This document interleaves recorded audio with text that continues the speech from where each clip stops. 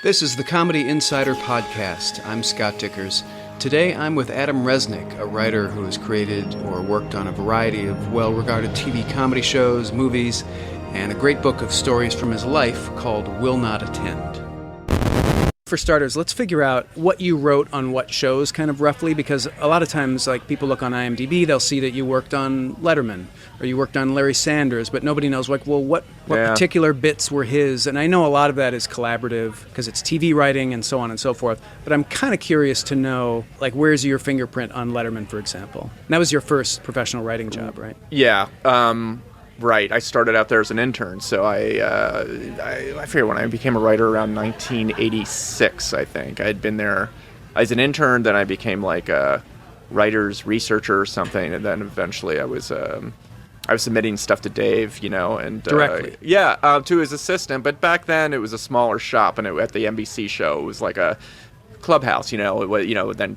When he went to CBS, it exploded, and he's. Sure. But back then, it was. Dave was very accessible and very much, mingled with the staff and everything, and I became friendly with him kind of. But he really liked my stuff, and he encouraged me to write opening remarks, which he would read over and like monologue jokes. Yeah, okay. Yeah, and. Which I wasn't very good at. Like I wasn't. I failed initially because I was trying to write like topical stuff like that, but then I couldn't do that, so then my jokes became more just personal jokes, like Dave talking about whatever his uncles, and he sat in the porch with his uncles all weekend, with his uncle Earl all weekend, and right. waved at trucks as they went by, that kind of stuff. Him going which to are Home not really Depot jokes. and stuff. Yeah, I discovered that I knew it made Dave laugh, and it just happened to be it's the same kind of stuff that made me laugh. So I always wrote stuff to give Dave a laugh. I wasn't thinking, and when he would do my jokes, basically in the body of the monologue, in those days I think he only did like 3 or 4 jokes. Yep. I think because the Carson show said, you can't do a long monologue. There'd be the other monologue writers, their stuff would be in there, the topical stuff, which would always get a big laugh, and then my stuff would just die. But Dave would always be chuckling. That's all I cared about. I was always just writing for Dave. That's okay. Probably some top 10 list jokes. Yeah, I wasn't so. It's interesting. Yeah, no, I like we would all meet and we would, hear what the topic was. Steve O'Donnell was the head writer, and then we'd go in our offices. I was usually really bad at just coming up with stuff on the fly. I was never much of a joke guy. The stuff I liked writing, like the pieces I wrote, I always tried to write things that were like maybe more scripted pieces, and that's why I did a lot of that with Chris Elliott, and I did. Wrote a lot of stuff for Day 2, like cold openings, or did some remote things, or just scripted little. Those little skits in the half. Yeah, I know, like little pre-taped things. I remember there was something called David Letterman and His Amazing Monkeys. It was just Dave doing a chimp act, but there was a lot. I've forgotten so much about that because since the show was ending, I talked to a couple people. I didn't really talk to that many people. It seemed like all the writers had that covered, sort of talking about what it was like to work there. So but when anyone asks me that, it's weird. I go blank. I can remember the Chris Elliott stuff very easily because, he and I wrote his stuff, but starting with I guess the second phase. Like by the time I got there, it was sort of the guy under the seats that he was already writing with a couple of other writers there, and then he and I we became friends pretty quickly, and that's when the character stuff like Marlon Brando, Morton Downey, and just a lot of one-off pieces. Mm-hmm. I remember that very well. And then, but there's there were a lot of these sort of pre-taped things that I wrote for Dave that I can't even remember. That people have asked me rattle them off, and I can't remember. But there were a lot of them. I don't know why. I never anthologized myself or kept this stuff or anything like that. It was always like when it was done, it was done. If Dave was happy, that's all I cared about. I never wanted to revisit it or anything. So I didn't, unfortunately, I kept a lot of the monologue jokes for some reason. I found those recently, Doug. I found them in a box, but not so much the scripted bits. And it's funny, those bits that usually would come at the halfway mark on the show were the things that I, as a viewer in college at that time, greatly looked forward to. That's what we call the Act 5, probably the midpoint of the show, sort of the Act 5 pieces. That's what I loved writing, those kind of things. It was those pieces and viewer mail. Sometimes you could really have some fun doing some pre-tape stuff for viewer mail. So you kind of bonded with Dave, and he was like hanging out in the writer's room with the writers, sort of joking. Well, I wouldn't go that far because that would be a bit much to be. Okay. I mean, you know, you painted a picture. Hard enough for anyone to hang out in the writers' room, you know. No, but you would see, you know, yeah, he would bullshit with you. You know, you would talk to, you know, you'd maybe stop in his office, say hi, and talk to him. Okay. There was they used to Friday night have softball games, of which I never attended, nor did Chris, because neither of us could throw a ball or catch one for that matter. But it was you know, it was a different. It was the before this big explosion of the internet and comedy, which Dave. I can't give him credit for the internet, but the comedy explosion that sort of happened by the end of the 90s and onward to right now, I think, is largely Dave's influence. Yeah, I credited him. Somebody was interviewing me in the late 90s. They said, like, why is this generation so ironic all the time? And I basically said unequivocally, well, it's David Letterman. Yeah, and by the way, for better and worse, because for better or worse, I mean, with Dave, it was a genuine irony. You know, like he was the first real. I mean, that's why I connected to him. You know, like so many other people when I first saw him, I think on the morning show, and was that he was a real guy. He was not, you know, we'd sort of grown up a little bit, at least with the tail end of our parents' period of those, you know. I memean, Carson, I admire, you know, that he was an institution. There was something comforting about that, but I can't say that I ever liked or laughed that much at Johnny Carson. But I respected, you know, what he did. Sure. Dave was, you know, was just altogether different. But I always think, yeah, he was funny, and the comedy on the show was unlike anything I'd ever seen. But there was something genuine about that guy, and I really connected with that in a way, and that's what you know, why I became so just very influenced by that show and was lucky enough to land an internship there. Yeah. How did that happen, by the way? How did you get that internship, or what led you to be interested in that? I didn't even, you know, I'm ultimately, even to this day, still sort of like a rube from Harrisburg, Pennsylvania. You know, it was so hard to even get in for me. You know, NYU, the film school back then, and perhaps not even now, is not really hard to get into per se. Yeah. But for my grades were so bad, you know, in high school that I, you know, had to. I was interested in filmmaking, like a lot of people were at that time, still are, you know, still, but you know, it was the early '80s, and but I had to go to community college, Harrisburg Area Community College, or HAC, as we locals call it, and it's a stepping stone to many. It is actually. I have nothing but fondness and great things about to say about HAC, because without it, I would never have been able to leave Harrisburg. So I had to build my grades up there for 2 years to get accepted at NYU, and then, you know, almost the first day there, I realized that film school was like bullshit, and I didn't know. And I was actually at this point where I think I had done a year there, and I was worried because I didn't know what I was going to do. Because I was like, look, this is not. I did not want to leave New York. I knew that I could not go back to Pennsylvania, and I, you know, just really. New York, I felt so comfortable there, and I still do. New York? What is it about the city that? I don't know. You know, I don't like to say how much I, you know, disliked growing up in Harrisburg, but I did. I mean, it's just one of those things. Some people have a lot of fondness for their hometown. You know, I just don't. It was not a great place to grow up. Plus, and I grew up in a crazy household, and my memories just growing up in this sort of rural, slowly turning suburban area where. Everyone was pissed off, you know, the kids were pissed off, I was pissed off, the teachers were pissed off, everyone, you know, just the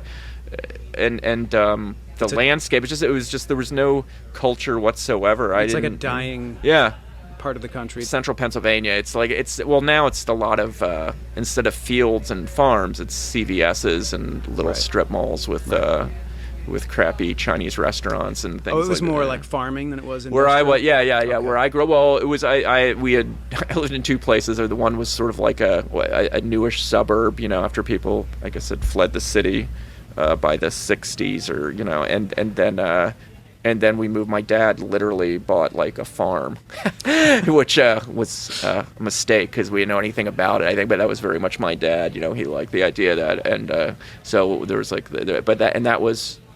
The whole area around me, even my first house in the neighborhood, we were surrounded by farmland. And I went to school with a lot of farm kids, and which was some of them very interesting. I mean, I'm telling you, some inbred kids, like, you know, deliverance sort of thing. But it was, The one I think I was saying that there was no culture in this town, so I didn't know anyone who knew anyone who knew anyone that was even in the fringes of show business. Didn't even understand it. Didn't even know what I wanted to do, but I loved movies. I liked reading and I loved movies, and I got very more into movies in the 70s, and that's a lot of people did, and whatever that led me to thinking that perhaps I could be a filmmaker, which and I got to NYU, and it was there that I think I realized I was really more of a writer than a filmmaker, and I could see that the road to filmmaking would be, a near impossible one. The whole thing was just, how do I stay in New York?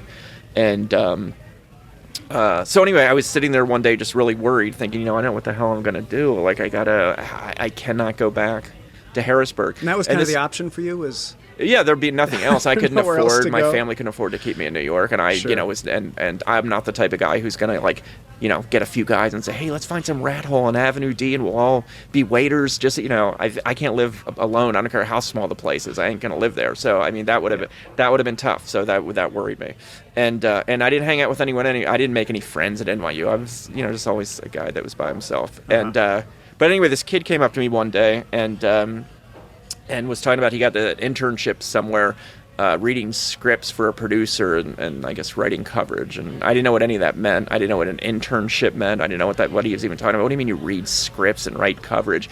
And what I gleaned from that then finally, only was the concept of an internship, these things that are available at the school that no one ever told me about. And that afternoon, I immediately went cold the Letterman offices and said, do you have any, internships, I don't know, maybe writers or something like that? And they're like, oh, they put me through to someone, and she said, as a matter of fact, we just lost our writer's intern. Can you come up? We'd love to, or whatever. Not, we shouldn't say we'd love to, but, if you come up, meet with the head writer. And I went up and I met with Steve and a couple of other people, I forget who, and Steve O'Donnell. And thankfully, Steve liked me right away. He's just a great guy. And I think they, I sweated it out for maybe a weekend, and they called and said, yeah, come on up, you got it. And it was my first, and it was and what I was doing was editing viewer mail. I would open up all the viewer mail to make packets for the writers, which they would then get and write. So it was, and as soon as I was there, I knew it was where I belonged. I remember thinking, if I have to be here till I'm 30, to get to be a writer, I will do that, because there's nothing, and it was, thankfully, that didn't take that long, but it was, I don't know, I was instantly comfortable there, as I was in New York, which. Yeah, and that must have been your first exposure to any kind of professional writer. Yeah. Any kind of creative right, person. Oh yeah, totally, yeah, completely. There was nothing, Pretty it was the first time I was in it, and I mean, it was, to me, it felt like it was the only time that I actually felt that I would. I hate the idea of show business. Certainly, L.A. Once I finally got to know that world, I didn't like it. But working at NBC in the '80s, which was still a bit of the tail end of the old days, and this great broadcasting place, and the radio station, you could see the guys doing radio behind a glass, window, and I forget what floor it was, but it was, and there wasn't a lot of static. It wasn't like now. It was right before, I think, the computer. No, we were still writing on typewriters. There was a tail end of the typewriter days. There's typewriters. There's 4 channels on the TV. Yeah. I mean, it was a different world, and but that exploded very quickly. But in those days, there wasn't a lot. So everyone, Letterman was a thing to watch for everyone. It was so. Yep. It was such an honor to work there, to know that, and such a great feeling. And it was the cool show at the time. It way surpassed Saturday Night Live as the cool show to watch. And totally. It was, but it was just the greatest job I ever had or ever will have. It was, but it was a different era, different day. Yeah, well, I'm sure we can thank your NYU credentials. That's probably why they figured, well, he probably knows something about entertainment business.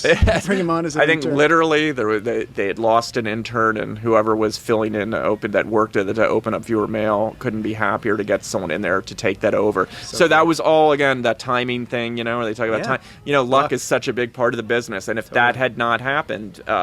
I really don't know. I probably would be back in Harrisburg selling insurance or trying to or something. Yeah, and now those internships are so competitive. Yeah. You've got the top people from the top colleges, dozens of them. Yeah, they're maybe very hundreds. It's very professional, hard, and very. I don't think there's a chance to. to advance really where I mean, Dave was always very generous that way. I think over the years, like in various departments, both at late night and late show, they hire, some interns rose up and, to very high positions actually, That's producer great. positions. Yeah, but That's great. Yeah. So let's talk about how you got involved with Chris Elliott. He was a staff writer at the time? Or he was a writer, but no, yeah, he was a writer performer. Chris sort of helped guide me what to do and told me to start writing opening remarks and give them to Dave's That's great. assistant, and so that was really great. And Steve O'Donnell was enormously supportive and helpful, and so those guys really helped me. But Chris and I don't know, we just hit it off, and became friends very quickly. And so there's a partnership you hear a lot about on shows like SNL, where it's a writer paired with a performer. Mm-hmm. They sort of get each other. They have a similar sensibility. It seems like you guys kind of had that dynamic where you could write for him and he could perform these bits that just gelled.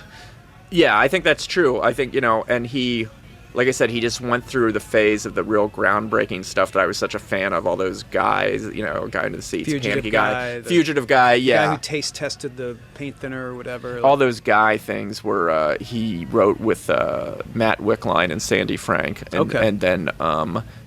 And then I don't know what happened. Then they started writing some other stuff, and Chris and I were hanging out. And then do you and Chris kind of leave at the same time and do Get a Life, or does that happen a little more circuitously?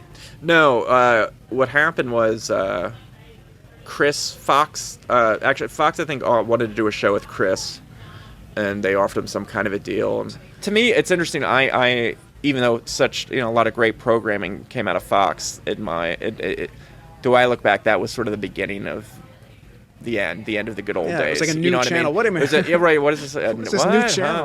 But at the time, it felt great. Like I guess more and more channels. Wow, that's a great selection. Now I wish there were only like 15 channels and maybe 3 premium movie channels, and that's it. We're all just paralyzed by indecision. Too many options. I can't keep it. It's too much. And so anyway. There was a point where what happened was people started to leave. I remember some writers, bit by bit. One writer went to Married with Children. I think a writer or two went to The Simpsons. This is what started to happen, like 88 or something, And before that, it's interesting. I don't think any of us knew anyone who wrote on sitcoms or anything. And I never had any aspirations to do that. I had that's how great a job, that's how great it was working for Dave when I was there. And it's odd when I look back to it, because I'm always worrying about the future and regretting the past. My years at Letterman were the only time that I was just right there in the day and I was enjoying it. My past was all awful, so I like it to this, and now I did, where I was in was great, and I never thought, what am I going to do after late night? Never ever did it occur to me. I didn't think of, I didn't say to myself, well, I'll be here forever, but I didn't know how long I'd be there. Probably I just didn't think about it. I was in the day and in the moment, and it was fantastic. But so it must have been a tough decision. It was awful. Yeah, no. So Chris came to me and said that Fox wants to do a show with him. Would I want to help him write it, which was really nice of him. And I said sure, because Chris and I, we write so easily together. His stuff, it's so. Is just like second nature. I said, yeah.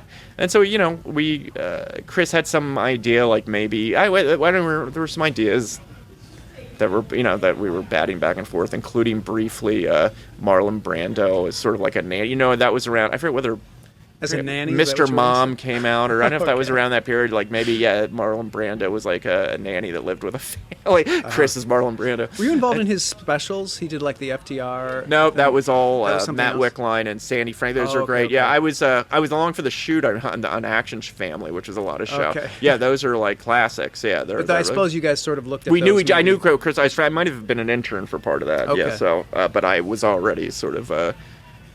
Hanging around. The Marlon Brando idea seems more like that than a series. Yeah, right. No, yeah. Well, so we considered it very seriously for about 90 seconds, and then moved on.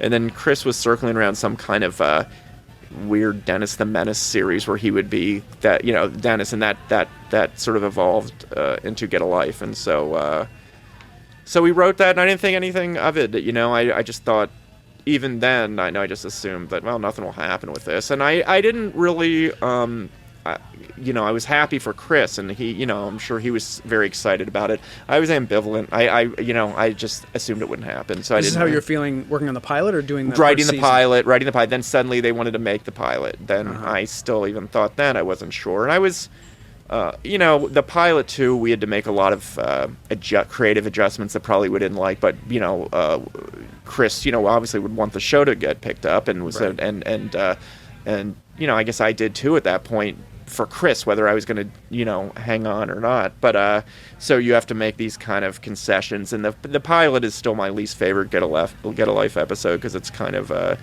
cutesy in spots, but that was all to get Fox on board to make sure they picked, with taking their notes and things like that. But so then the pilot, we made the pilot, and then I got word one day that they wanted 13 episodes, and that was really very upsetting in a way because I didn't know what to do. I'm my own worst enemy, so I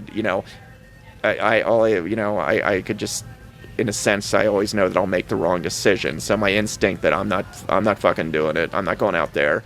Because that was the deal. It was going to be a culture shock. You were going to have to go out to LA culture and shock, work on that. leaving Dave. Look, I was working in this great building, this Rockefeller Center. Had my own office in there. Harrisburg's still ringing in my ear. So I was never jaded. That's such the thing. I think there were some writers up there that almost were immediately kind of jaded, like, oh yeah, I work this job, and what the hell, I deserve it. I never felt like that. I always felt so lucky and so worried that something would happen. But I remember I used to take the subway to work every day and get out at 6th Avenue, and I would circle around to 5th Avenue and walk through the plaza towards the building every day just to, I could not believe that I was there. Just to I can't believe and I work in that building, and I was like, it seemed like I was just, flunking out of high school practically just a few years before. Yeah. So it was, so I was the Get a Life pickup, I had mixed feelings about it. I didn't want to move out there. I guess I thought, well, for whatever reason, I decided to do it. It was very difficult, but I thought to myself, I'll give it a try. But I never thought that I would move out there permanently, and I never did, actually. And all that, I've had, a lot of work in LA over the years, right, to be there for a long period of time, but never once considered staying out there. And so I didn't forget with Get a Life either. And then Get a Life was a whole other thing. I didn't enjoy that experience at all. I hated Los Angeles. What about actually working on the show? There were some politics on the show. Studio? Chris and I, various there was some studio. I mean, the network, Fox hated the show. I suppose not for the wrong reasons. They're in the business to make money. We had a nice lead-in within Living Color the first season, so in Living Color was good, and then I think Married with Children was after us, so we were in what they called the hammock position because our ratings dipped, and they said that did not look good, and then came back up for Married with Children. And I can tell you, as a viewer, unconnected with the entertainment industry at that time, as I believe I was, that was part of the appeal. Was that it didn't belong on a network, and that sort of spit in the face to the network and to common, mainstream tastes was part of what made it so funny. Yeah, it was such an in-your-face. I guess so, but at the time, all I could see were the flaws, and to this day, I haven't watched Get a Life, and I just can't watch them, but but so it's been since back then, I guess, that maybe I saw, a cut if we were mixing them or something. But I know how that is. They're very funny. Just assure you. They seem to have a following, so people enjoy them. That's good. But the thing I'll say about that is, when we were doing it, there was no sense that there was any kind of an audience. We started to hear that, within a year or two or so afterwards. But it was not, at the time when it aired, we did 1.5 seasons. Over that period, it was not lauded as anything that I remember. There was, and also that was, maybe too early in the internet age to get a sense that there was any kind of a fan base.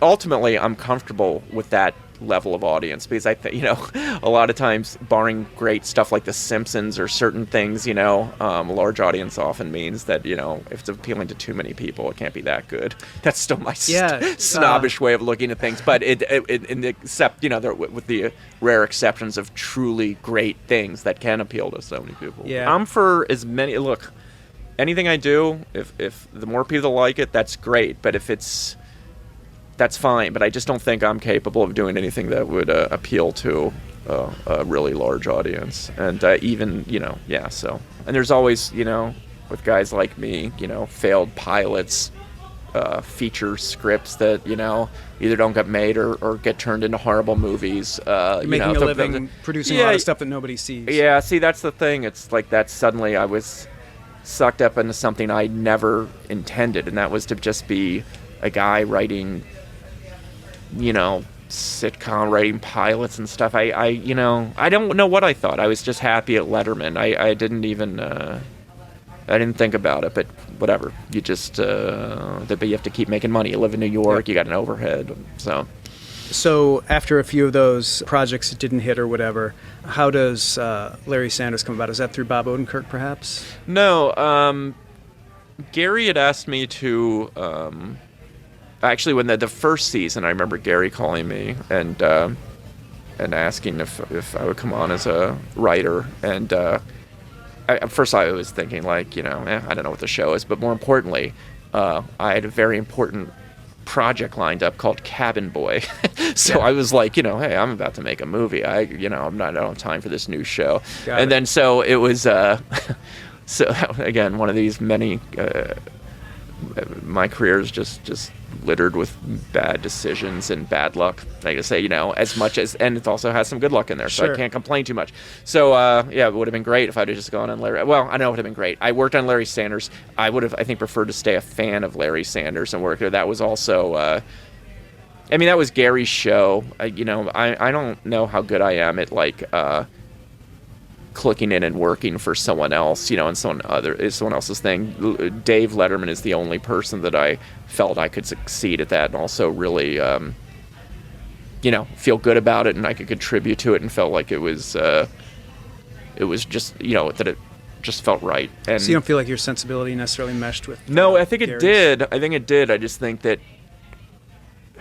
actually, it would, in theory, would have been a perfect show for me to write on. That was not my idea, but it was a difficult season. It was the last season. I think Gary had some things going on, but it was, he was a different kind of a boss than like what Dave was. They were just like two different types of people, and I just felt like I couldn't contribute as much as I wanted to. But it was okay. It was all right.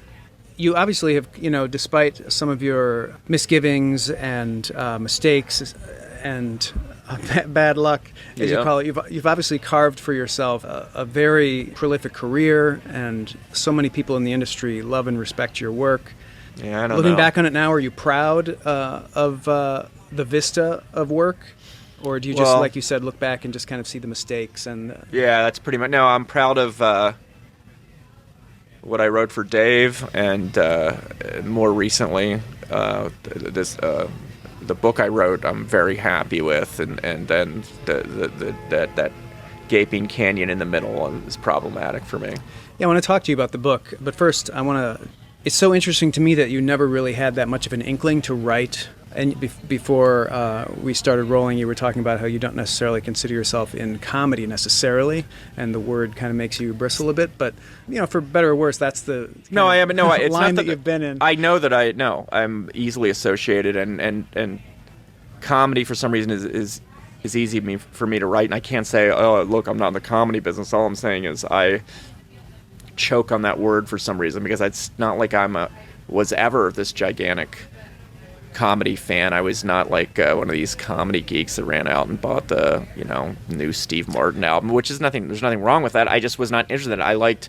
I like comedy as a genre, and even when I was a kid, I was pretty snobby about what I liked, the things that made me cringe, the thing, and in little that comedy has changed. in Comedy or in anything, but In comedy, music especially. comedy specifically. And right now, my feeling is just there's too much comedy. I liked it when it was just, there wasn't that much, When you the could good find stuff it was all. Second City SCTV or something Yeah. like that was good. Yeah, but now there's too much, and there's a lot of good stuff too. But it's a gigantic thing now. I've never felt part of, like I was part of that world, never inclined to to be Right. be it, but you sort of get whatever. That's the path I've been on. Yeah, so I'm curious to know what the things were that you were snobbish about liking as a kid, the comedy things. Well, like I said, I was never. I absolutely admire stand-up when it's good, but I never follow. I was never into that. I've never really watched it that much and never had much interest in it. I've never been stepped foot inside a comedy club, but I know who the great ones are. Like when I would see those Richard Pryor, concert films, it was like, wow, and today people like Louis C.K. and Amy Schumer, just amazing. So I know what's good. I just in general, I guess I don't. Except for the greats, like I just mentioned, I'm not a person who I don't give a shit about laughing that much, like as a going out for entertainment. And first of all, it's hard to make me laugh, And when I do, and the things that I find funny, I think are realistic, like movies that are ultimately dramas, but the characters are really funny. I like characters. I like character actors, less so comedic actors who are reading jokes, scripted things that are meant to be jokes, and there's like 5 alternates with 5 other jokes. Like, I don't, I'm just, like something like Dr. Strangelove. There's a great, great funny. And so I always bring up the same ones. I'll start with Dr. Strangelove. Clearly, so many great movies in the 30s and 40s, and then I jump to what I consider a more recent movie, which is Election. It's no longer a recent movie. Right. But I think, no, there's a great, there's sort of like a really great movie, but it's some of the Hal Ashby films, like Last Detail is a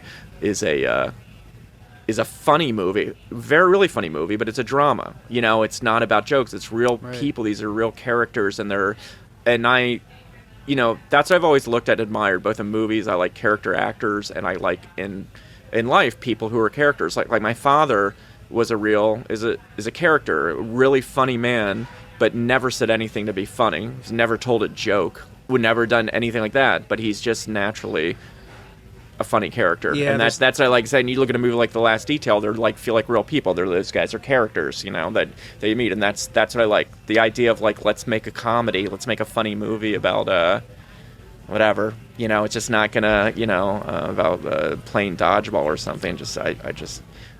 I can't say it's bad. I just don't have any interest in it. Is The King of Comedy the Scorsese Love movie? that movie. Yeah, I was going to say, is that a comedy or a drama in your mind?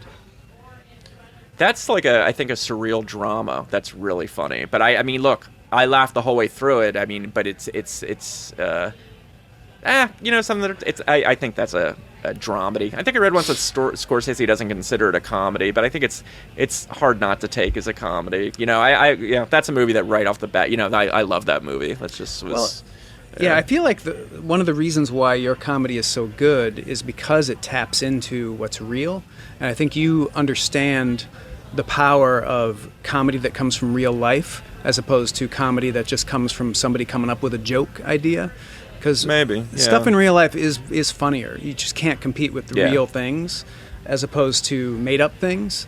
And you always seem to be able to tap that somehow in your work. And there's a certain gravitas. Some of the things you talked about with Chris Elliott, just even going on and doing Marlon Brando, like you're tapping some sort of weird, dark, real thing, which is the actual it's a Marlon little Brando unusual, kind of losing his mind. Well, that's the thing is, You know what I mean? it's Like, always there's a little unusual, I guess, as opposed Yeah. to straightforward. I mean, the Marlon Brando thing was very unusual, I think, for its time, especially because that was before also that Brando was so known to be nutty. Everyone knew he's on the island and all this other stuff, but there wasn't people weren't joking about it. But, Chris used to imitate Brando around the office, and we would just joke around about it and imagine what he was like, and, when he would talking about the island and stuff, and and it just turned out to be Marlon Brando. I mean, the character turned into ultimately Marlon Brando was like a child, like a funny. I mean, he was the way Chris played him. He was actually very likable. He was like a silly little boy. You know what I mean? A strange boy, but but odd. And but then you do these other things where Chris will suddenly step out of character and just be Chris. Yeah. And then you get a sense of there's another weird, realistic, dark character underneath this kind of that's the Chris Elliott character. Yeah, where he it's funny. The thing about the Brandos, I think that only happened in the very first appearance before we had it down. In the he would do it in a lot of characters. Oh yeah, other characters. Yeah, he would absolutely. Yeah, I mean, Chris was. I mean, that's the other thing in the early days before I was there watching Letterman. I'd never seen anything like Chris before. And he was, to me, one of these great Andy Kaufman sort of guys. And he wasn't like Andy Kaufman. He did his same thing, but it was, I just thought what he did. Still, you've never seen it before, and I think that there's a lot of comedic actors out there that I think borrowed heavily from Chris's character, but you never hear about it. But I think he was the first one to do that, overconfident idiot the way that he did it. I mean, there's been, I guess, characters like that before, but he did it in a way that was just strange and dark, and you just had never seen it. And a testament to Dave, because that's, again, sort of comes out of the Dave sense of what Dave likes and what Dave will.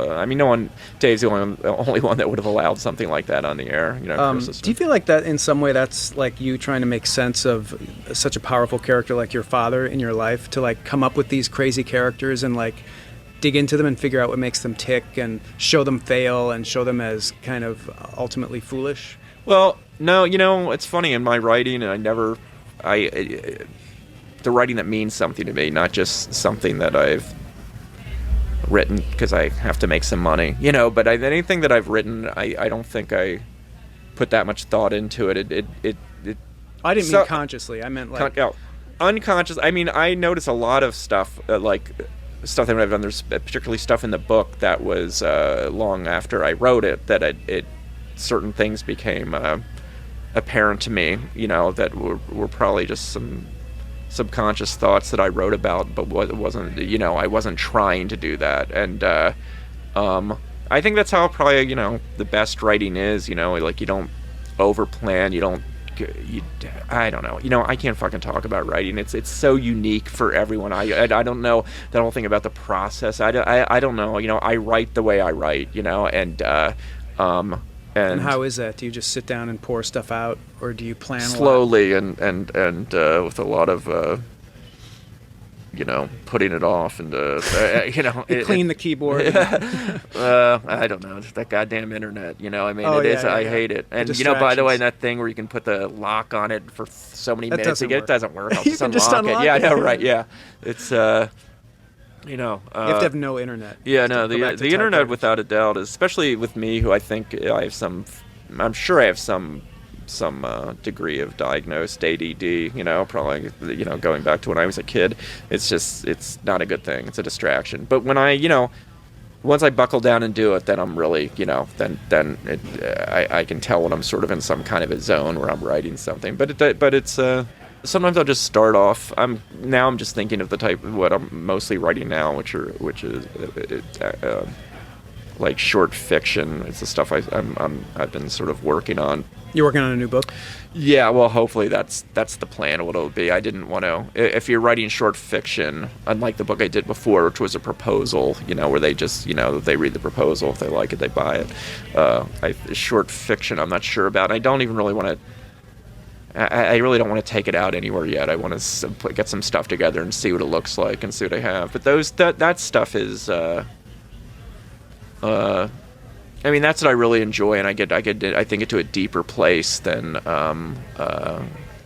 writing any of the LA stuff. And, totally, yeah. And a deeper place for me. I'm not saying the writing comes out deep. I don't know how the fuck it comes out. That's up to it's more personal. People who it's more personal, and it's even the stuff that I'm writing now, which is not, because I don't really have a big interest in writing another book like Will Not Attend. So I think always did want to write fiction, but writing fiction is something that is a harder thing to try to go just sell off an idea. You have to write it, I mean, it's funny because obviously in TV you were writing nothing but fiction, and then your first book is all, imagine, pretty hyperbolized nonfiction, right?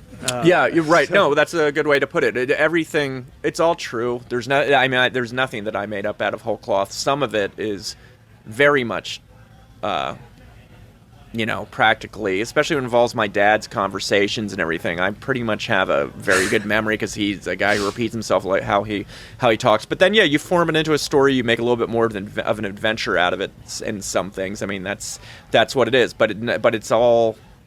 I mean, that stuff happened. There's no, but it's picking up the high school custodian when my dad thought, or it turns out it wasn't the high school custodian. Yeah. So well, it's like, in reading your book, one can't help but think like, there's a great comic novel in this writer, because here's a lot of real stuff that you're turning into really great stories and adding structure to make them into really entertaining arcs and so forth. But you have such a knack for, like you said, the weird and the crazy and like these really amazing characters that occupied your life. And we know you've done a lot of fiction writing in TV. Mm-hmm. It's just like, it seems like those things could dovetail really well into some amazing fiction. Well, that's what I'm telling you. That's what I wish I could do. I wish I could afford to do that, because I would never, it took me so long, as I said, I talk myself out of everything. I'm my own worst enemy. And I wish I would have done this sooner, but part of the problem is I got to pay the bills. So therefore right. I got to work on something that is going to make me some money. And these days, it's difficult to join up, at least for me creatively, what I want to do with something that, I still very much love movies. Maybe I'll take a shot at writing another screenplay, which would have to be a small movie, but it's not. But it's very hard. The type of thing that I could get excited writing, I just know would probably have no chance getting made, even as a small movie. It's still hard to scrape together $5 million to make a movie. So, but I may give it. There's a script I'm thinking about that I may work on. But the book thing was a revelation, because it's the closest thing. It really is having complete creative control. Yeah. I've never experienced it, and I love the idea of. I just like the idea that it didn't have to be turned into anything else. There's no thinking about executives and producers and casting and finding the right director. I mean, I've written a couple of scripts that I thought were okay that turned into awful movies, but I had no control over that. And it's embarrassing. Like you mentioned my IMDb, I could never even look at my IMDb. It must look awful, and it doesn't. Do you have any ability to, for example, publish the screenplay to Death to Smoochie, just to show people what the movie was when you wrote it? I mean, I suppose there's that ability, because the people. I mean, like what screenplays get published, but I don't think anyone. I don't think there'd be enough people that would want to buy it. But I do stand by my first draft of Death to Smoochie. And that's which connects to this thing about writing the book, because I got to the point where I was thinking, I want to write. I realize what I am as a writer, but that's if you think you're a writer and you want to go about that through TV and movies, you got to be very lucky that product comes out the way you want. You need some some good collaborators, which it's possible, but it's not always, and also you're limited in what you can do. I mean, there's a lot of great stuff on television now, but I'm not so into the idea of writing episodically like that. With me, I write a pilot, and if it comes out good, I'm thinking, oh great, wait, I got to do another one now? What they're gonna order in episodes? That's my worst. And also, to do something on television, it would put me in a managerial position, which I'm not good at all. And writing this book, I realized it's the thing I do best. It's the thing I enjoy the most. It's the thing I wish I could. Like I said, I wish I could make a living at, but that's it's my stuff. The book did okay, but it's not like I ain't gonna be Stephen King anytime soon. Not enough people buy books to make that. No, right? Yeah, big yeah, money right. Yeah, media. And it's also, and the book is not as accessible as if I wrote the book's called Will Not Attend, and in the proposal I sort of implied, because I wanted to sell it, that I'm a guy, which is true, that, I'm antisocial, and I don't like to do anything, and I won't go to anything, weddings, bar mitzvahs, dinner parties, and this is one of those books for everyone, and how to get out of any occasion. Yeah, it's almost like, it was a little bit of a bait and switch, but but that's how I went into it when I explained it to my lit agent and everything, and everyone was excited about, oh, that's the kind of book that'll sell. They thought you were going to do a comedy book about how to avoid social occasions. But I the place I was with, this Blue Rider is an imprint of Penguin Random House, but my editor, Sarah Hockman, because the proposal was just 3 different stories that loosely had that theme, and they, they're the ones who bought it. But I said to her, just what I'm hoping to do is just write a bunch of stories not connected, different time periods of my life, non-linear, not even age-wise linear. And the whole will not attend thing, it's not. That's a state of mind. It's not really. And I'm so grateful to her because she loved the 3 chapters. I wish she'd just keep doing what you're doing. And that with that. And if she hadn't, someone else, if it had been somewhere else, they might have said, no, stick to, this is we want this to be, one of those books that everyone relates to and sees themselves in, about how they, that's about, I remember hearing a lot of, my agent or, at the agency I'm at, the book, the idea, like a lot of people said, oh, my husband, that sounds just like him. He would love a book like this. And I was like, this is going to be great for Father's Day, thinking I was just going to do this, exactly. How to get, how not to attend stuff. Book. Yeah. And by the way, that version of the book would have sold so many more copies. It might have been a big hit, but I'm not the guy to write that book. The editor over there at Penguin was probably thinking, well, memoirs are hot. Maybe, but I don't know if they are. I heard the book the book racket is still new to me, and I've heard that memoirs are hot. Then I heard that they're not so hot anymore. Everyone writes them. There's I worried about that a bit too. It's like this is not. But the thing that kept me going is like all I know is this is me. This is how I do it. This is my it's in my voice, and I don't know. I don't think it's good, for better or worse. I don't think it's going to be like some of these other memoirs, and it's also the only one I wanted to write. I don't see myself going forward and wanting to write more memoir stuff. I'm sure I'll write some autobiographical pieces along the way.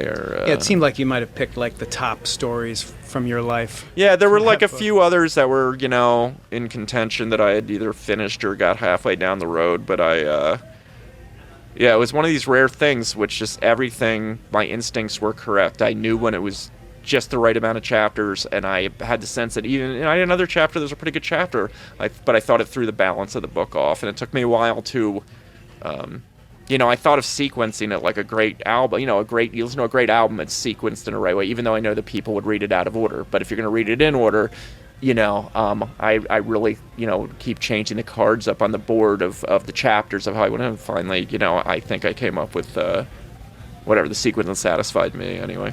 So you said something a moment ago that I thought was really, really key. You sort of threw out some advice, like the idea that somebody would go into TV or movies as a way to write or be a writer. Mm-hmm. You thought was just kind of, just not the way to go, because you're really not really going to be, your writing is not going to ultimately be what's seen. And I sort of went a different route around the same time as you in the late 80s. Totally opposite route, doing my own thing, writing my own thing, starting my own thing, and I never had publishers or editors or executives tell me what I could or couldn't write. Right. And you went the sort of professional route. Nowadays, obviously, people getting started can do, they can start a Twitter feed that's mm-hmm. crazy. They can do a website or blog or whatever. Curious to know, if you were starting out now, do you mm-hmm. think you still would have gone that route, or do you think you would have started doing your own thing? Honestly, I didn't have a plan. Like I said, if that kid would not have told me about his internship, you kind of fell first into time I literally had never heard that word before. Yeah. This is a house, my house, I don't even know if it was sold in Harrisburg. We never had a copy of the New York Times in the house. Never had anything. I didn't know, it was very, there wasn't a lot of call. I was like the weird one of the family who was, had some interest in things, but it was hard to get your hands on anything. So so the internship, luck is a huge part of it, but you also you have to be able to deliver. I didn't know whether I could do it. I certainly never thought about being a writer up until the first thing I thought that maybe I could do, and everything was about getting out of Harrisburg, was I was so into movies ever since I was a kid, really into old movies and everything, and the idea of being perhaps a film director. I don't even know if I was thinking about writing, but Yeah, because NY Film School, obviously, that's the track there. Yeah, but it's just you go there and you realize I think I realized I could write, and it was, but all this, and then the Letterman thing that sealed it, but it wasn't. I never wanted to be anything growing up. When I was growing up, all I wanted to be was out of school. I was just waiting for. Now, first thing I wanted was to be 16, so I could get my driver's license and drive away from my house, even for a short period of time. And then the next thing would be to be 18 to graduate, and that was it. I had no plans to go to college, and didn't go to college for a couple of years after. I needed to take some time off to sort of like just bask and not having to go to school, and. Well, little did you know that all that anxiety and guilt and pain of like living in what was kind of like a prison sentence, just waiting to get out. It's exactly what it was. Exactly what it was. Yeah. Was the cauldron that made you into almost like the ideal comedy writer, because you have all those qualities that so many people can relate to and that are funny when they're exposed. Yeah. And so once you tapped into that system, it's like, oh my God, this guy really nails it. I guess. It is true. Perfect recipe. That's the oldest thing about pain. Comedy comes from pain. Yeah. And maybe, there's a time that I would have just said, that's bullshit. I hate when they say stuff like that. But it's kind of true. I got to cop to the fact that there is something in that. You have to have lived some sort of a life, I think, in a way. If you were just, but it's strange. I think there's people that have been, it all depends on what you want to write. I just don't know. But I think, if I'd have been brought up in a big city, in a, wealthy family or something like that, I'd be a different person. I wouldn't be worrying about money, which would be kind of sweet. But I'd be a trust fund kid. But it wasn't. I didn't grow up. We were middle class. We were just decidedly middle class. But middle class then add Harrisburg to the mix, though. It's just like it just felt awful.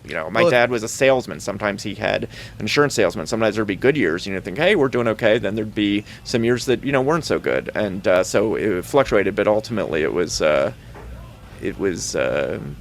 Yeah. What would you be doing if you hadn't stumbled into comedy? No, I seriously have no idea. Again, I don't. I was. Insurance as much sales as I've didn't had. Pan out. No, and I tried that because everyone in my family, that was the thing. My father, was an insurance salesman. Some of my brothers went into that business. And I tried it because that was, I think actually, that's what I thought was my destiny. I knew it was going to be an awful life. But I tried it for about six months, and it was just miserable, just awful. My older brother was really good at it. He did it, had a real knack for it. But the thought of talking to someone and try to sell them anything made me cringe. My body couldn't even wear the shitty suit right. I would, but who's gonna listen to me like, well, how much have you thought about your retirement? Because this could really be good if you put, $40 a month, into this policy, and then over the year, the paid up additions, it's gonna, who the fuck's gonna listen to that? And I don't even know what I'm saying. I'm just like, it was. Those were.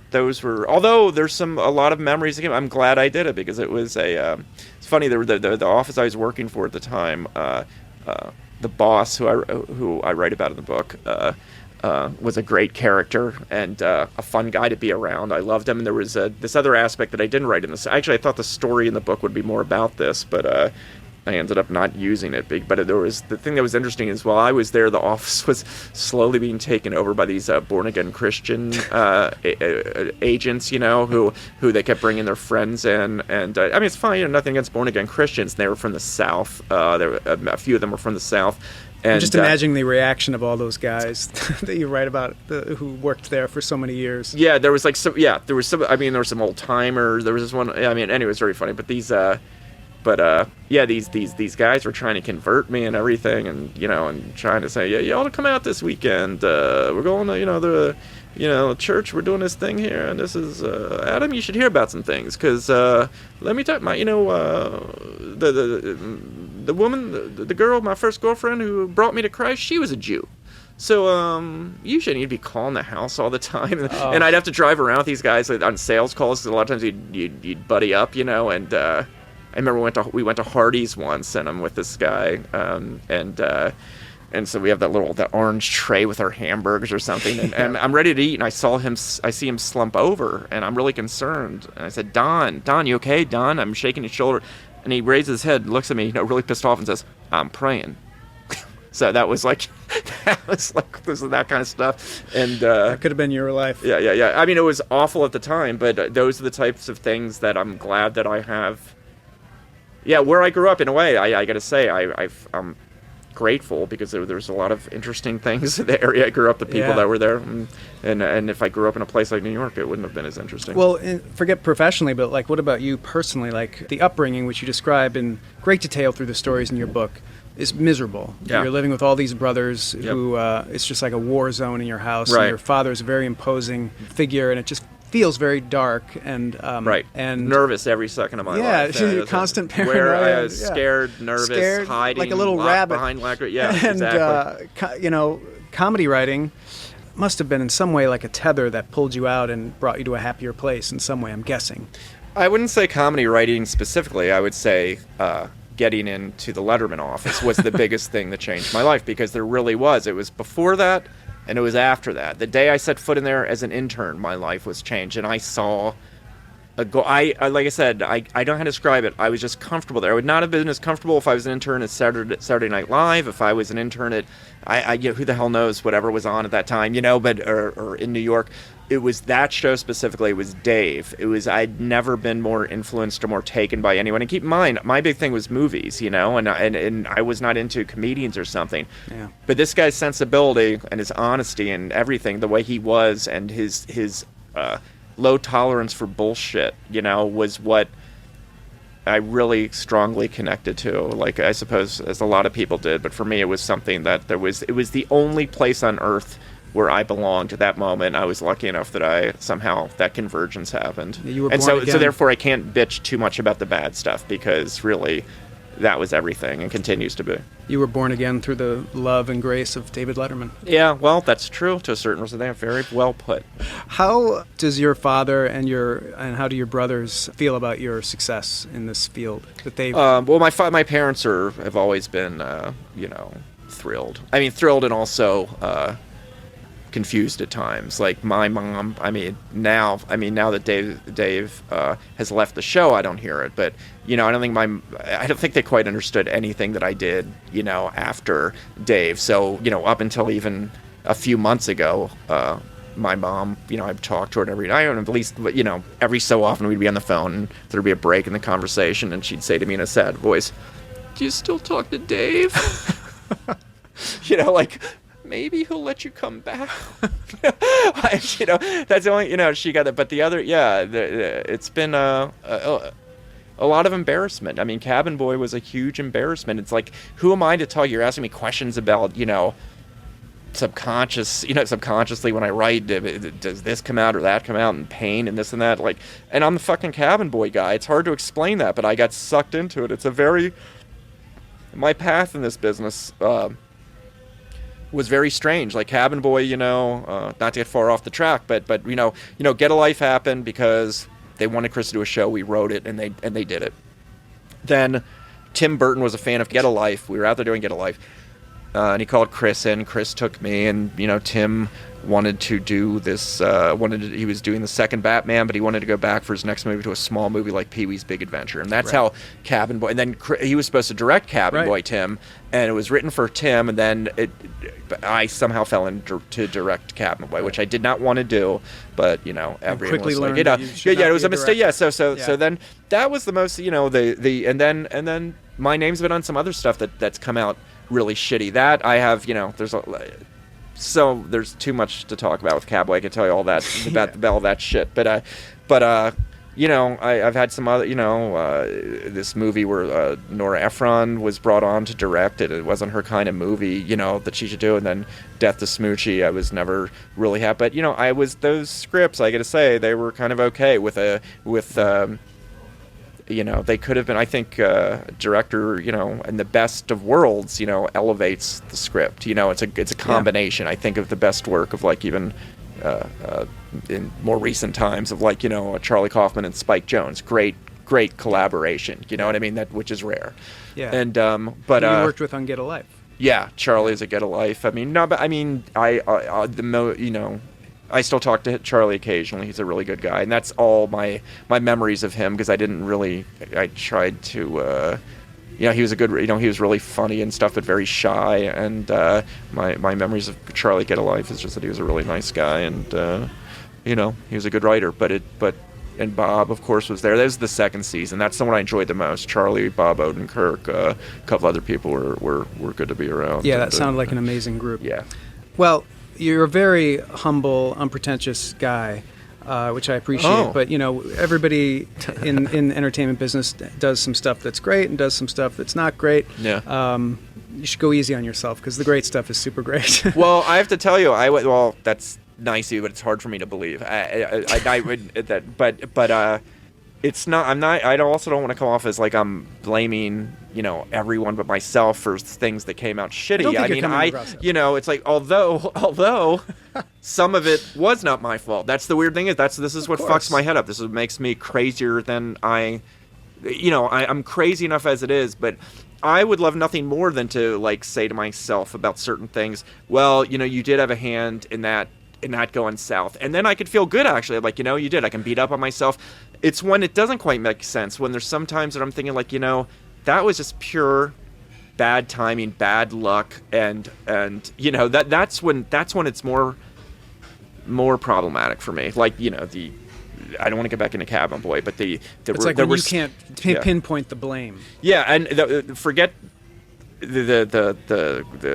the minutia of what Cabin Boy, how that happened, how it came out, and everything. What I'll never understand, though, is, and Chris will never understand, is why it was so reviled, why it was such a, that to me is supernatural. That cannot be explained so easily.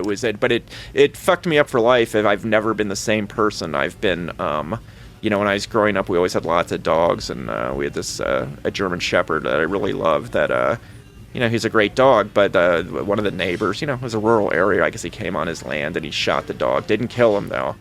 My dad, I thought, was going to kill the guy. I mean, my dad was like, that just back in those days, it was scary. He easily could end up in jail. But anyway, the dog was never the same. The dog, which was a very, great-looking German Shepherd, good conformation, and after the dog was shot, not that it was shot in the head, it was shot, I know where he was shot, sort of like in the back leg and somewhere else, but he was never the same. His ears were always down. He's a very shy dog after that. I always think of that was sort of me after Cabin Boy. I've never been the same. I've always been, I'm more uncertain, more worrisome, much less confident person. Not that I had much confidence to begin with, but... And the sort of cult status of the movie, and like, that's got to feel good. That's got to ameliorate that somewhat. It somewhat is the key word, and it does, and that's some, the little bit that it does is helpful, because I think Chris as well would say this, for a few years afterwards, I believed that it was just a complete worthless piece of shit, and it's not. That's a little bit above that. I'm not saying it's way above that, but it is sort of just an unusual sort of movie that I feel okay about now. But I was very, humiliated, embarrassed, and that's the thing, embarrassed, because I'm kind of a whatever. I don't like a lot of things. I'm like snobby about stuff. So to be considered considered a hack, was. And to the point that, I'm thinking, wow, I can't even have a conversation with someone and give an opinion on anything anymore. I'm like, that movie, for whatever reason, was just seen as...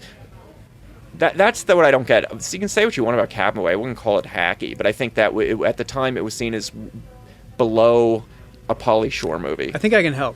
Because it's an experimental movie. The comedy is very sophisticated, very advanced. It's not the sort of typical kind of comedy movie you described earlier that you hate, which is like, let's a bunch of silly guys getting together doing a funny, silly thing, and one of them will run around naked. It'll be really funny, Cabin Boy uses a lot of like meta humor and anti-humor, and when that stuff confuses audiences, because they expect to go to a comedy movie and see laughs. Mm-hmm. It's like Andy Kaufman used a lot of that kind of humor as well.